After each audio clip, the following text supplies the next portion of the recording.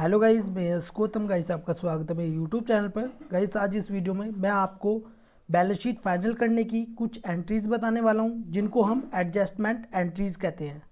यदि गाइस आपको ये एंट्रीज नहीं आती हैं तो आप कभी भी बैलेंस शीट को फाइनल नहीं कर पाएंगे।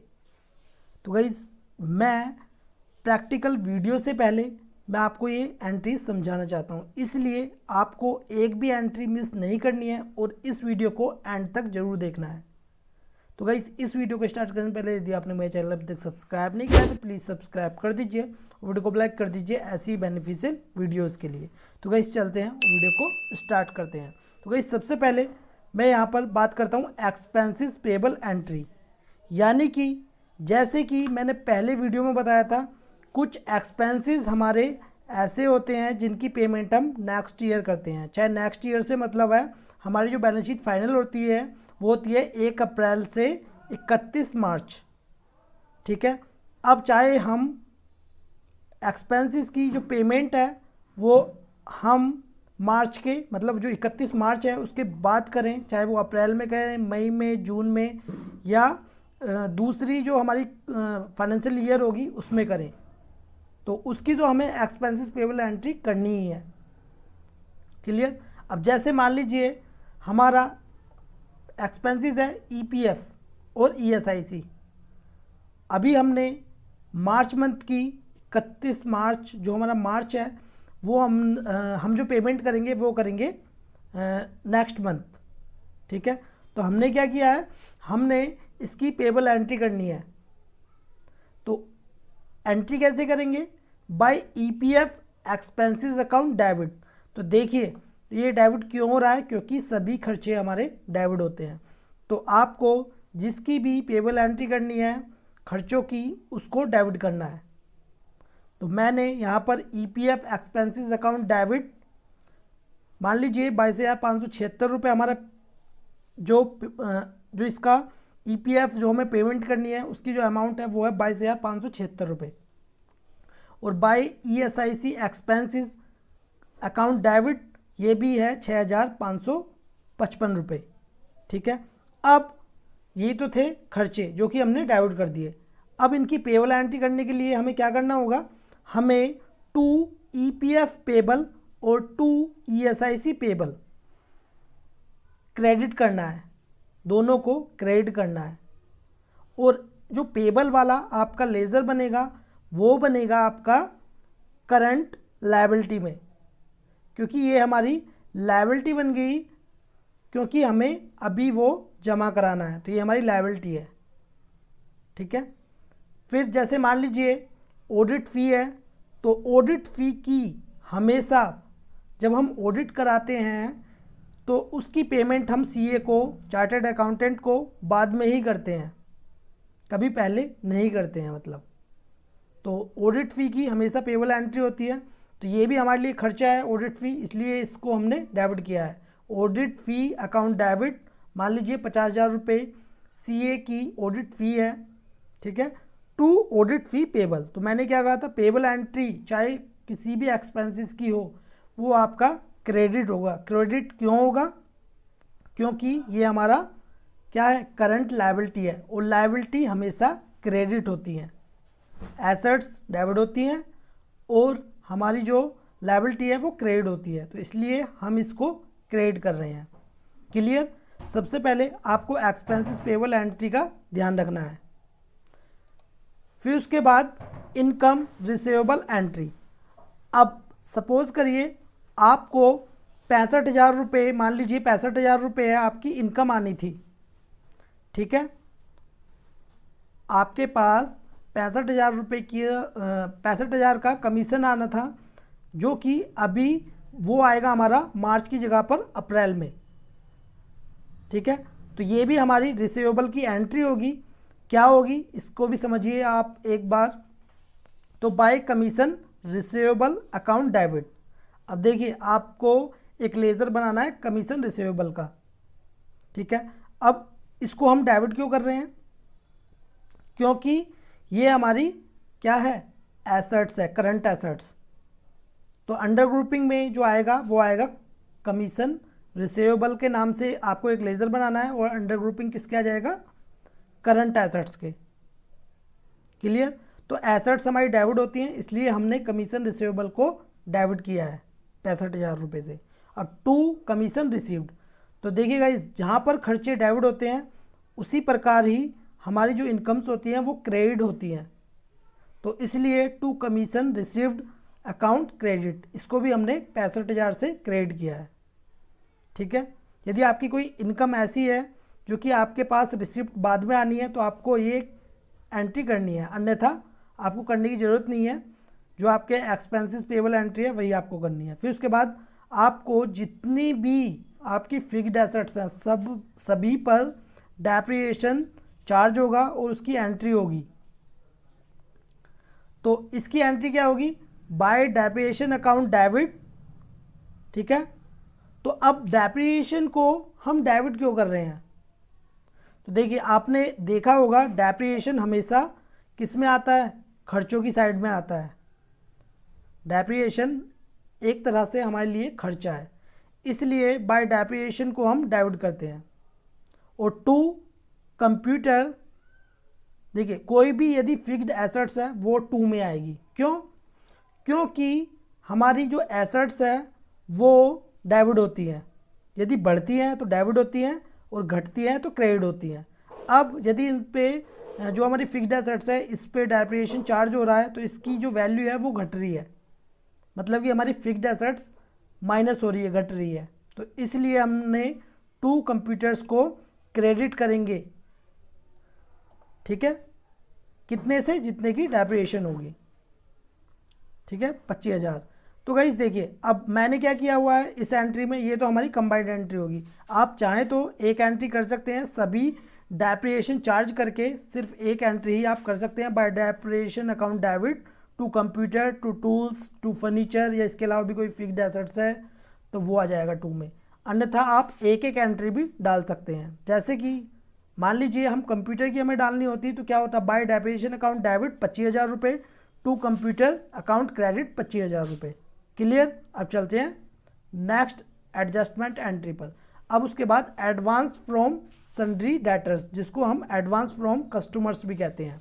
अब जिसको हमने माल बेचा है तो उसने क्या किया है, पार्टी ने हमें एडवांस पेमेंट कर दी है। यदि हमें एडवांस पेमेंट कर दी है तो उसकी भी हमें एंट्री करनी होती है, एडजस्टमेंट एंट्री। तो वो क्या होती है, by Shyam trading account debit to advance from customers account credit. जितना भी अमाउंट है वो आपको डाल लेना है, जैसे कि 1,05,000 रुपये है। क्लियर। अब गाइस देखिए अब हमारी सेल की एंट्री क्या होती है, party account debit to cell.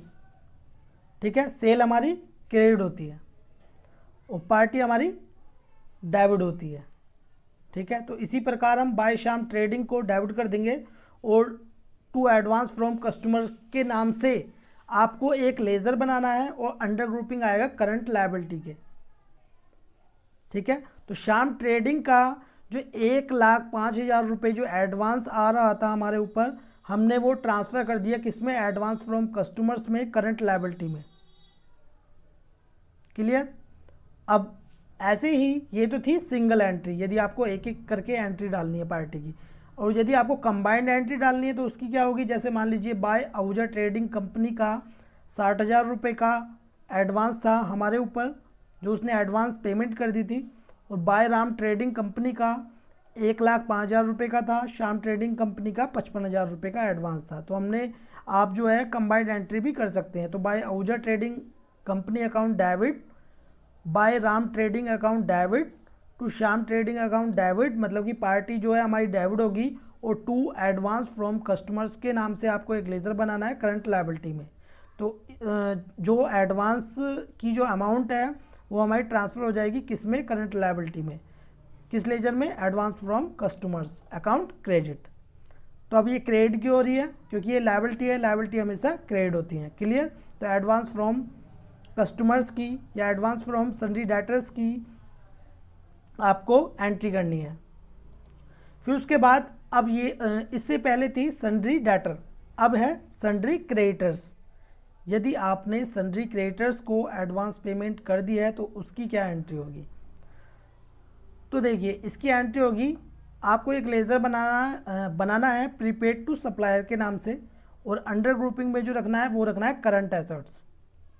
तो एसेट्स हमारी डेबिट होती हैं, इसलिए प्रीपेड टू सप्लायर को हम डेबिट कर रहे हैं, अकाउंट डेबिट कितने से, 2,10,000 रुपये से, जो कि हमने श्याम ट्रेडिंग कंपनी से जो माल परचेज़ किया था तो हमने एडवांस पेमेंट कर दी थी, कितने की, 2,10,000 रुपये की।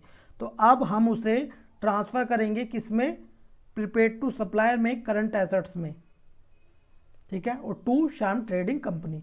तो परचेज की एंट्री क्या होती है, purchase account debit to party.